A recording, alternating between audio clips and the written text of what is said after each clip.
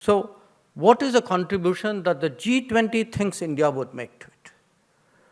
Now, some of you who would have seen the news today would, and if you haven't, I would encourage you to read a set of remarks by the managing director of the IMF, Kristalina Georgieva.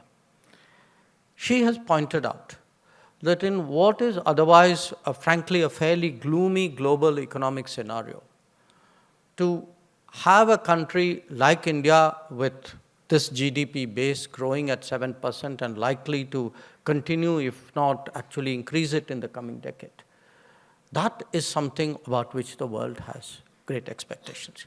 And if I were to give it to you, in India, I would say, guys, we are growing at 7%. Everybody feels, okay, good. I want you to see how the world looks at it. Kristalina Georgieva tells us 15% of the world's growth this year is going to come from India.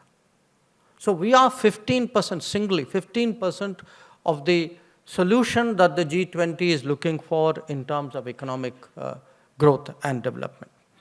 But it isn't just, growth. The G20 is actually looking at how we have handled the COVID challenges. They note the vaccination, because remember, there are countries where there were vaccines, but not enough vaccination. There were countries which didn't have vaccines and obviously not enough vaccination. So, and getting shots in the arm, which all of us have had, looks very easy when it is done.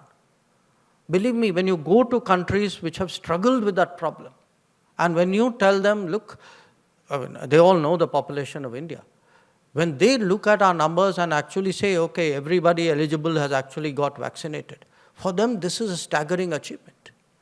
It's a staggering achievement also with the smoothness and the organization with which it is done. But the health was the most obvious.